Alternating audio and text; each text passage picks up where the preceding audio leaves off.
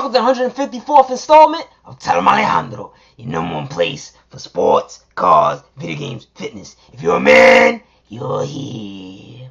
Mr. Alejandro's about to tell him. What you about to tell him, Alejandro? I'm about to tell him about Brock Osweiler's highway robbery, the Broncos season coming to an end, the Seattle Seahawks doing that foolishness again, and Sheldon Richardson asking where the bunny's at in week 15 of the NFL season. Tell him, Alejandro!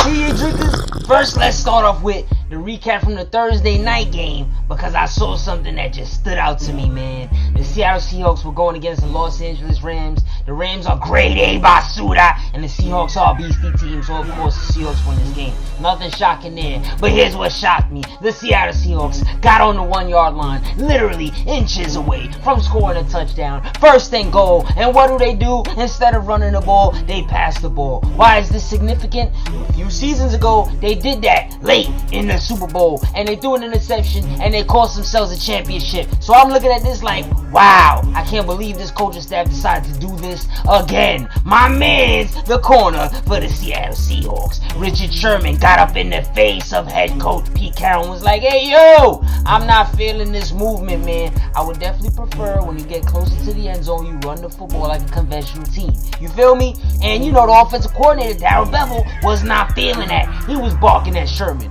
Pete Carroll was barking at Sherman. Sherman was barking back, and I absolutely love it. Basically, Sherman, after the game, basically broke it down like, yo, the team and I would really appreciate if y'all ran that rock. Totally agree with you, son. A few years ago, it makes more sense because, you know, you have Marshawn Lynch back in them days. That's beast mode. Now you don't have him. Now Russell Wilson probably is, you know, somebody who you want to put the ball in his hands as opposed to, you know, your running back Thomas Rawls. But at the same token, the closer you get to that end zone, there's less room to work with when you're passing. Run the football, Seattle. Stop making the same foolish mistake, please.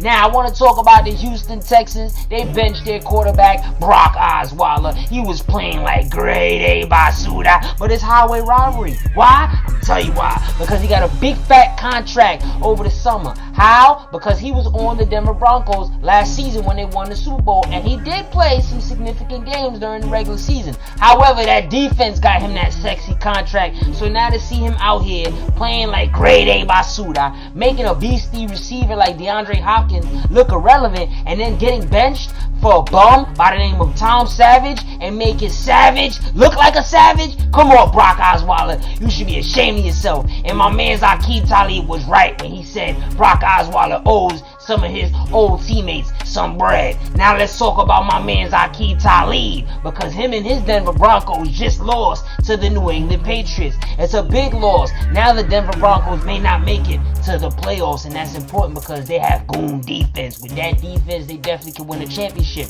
However, after the game, my man's Aqib Talib, of course, was not feeling his offense. Basically, the offense has let the team down all season long. The offense has been playing just like Brock Osweiler's been playing, like grade A basura, you feel me? But the defense has been playing lights out, and now it seems like the defense may not be going to the playoffs because the offense simply did not do what they had to do on the field. It was whack. Now I want to talk about my mans for the New York Jets, Sheldon Richardson. He's a defensive lineman, okay? Before the game on Saturday against the Miami Dolphins, where the Jets got throttled, of course, the Jets got washed, my man Sheldon Richardson got on Snapchat, and this is what he basically said. Bunch of curse words, but he was like, hey, yo, forget this game.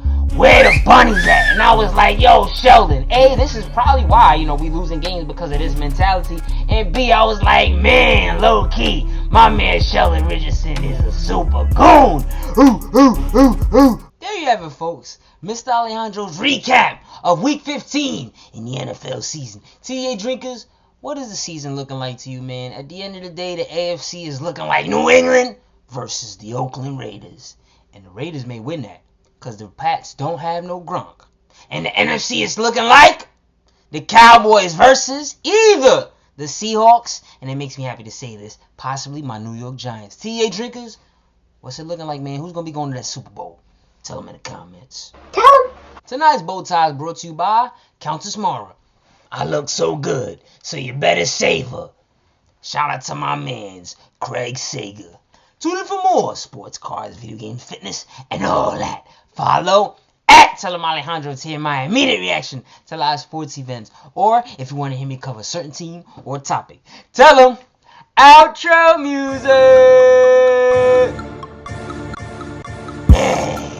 See, your trick is your boy got eliminated in fantasy football, and it's a shame because I was the #1 seed and clearly the best team in the league and probably the best team on planet Earth. Shout out to my New York Giants. Big win against the Detroit Lions, man. They looking Super Bowl-esque. That defense is gooned up, baby.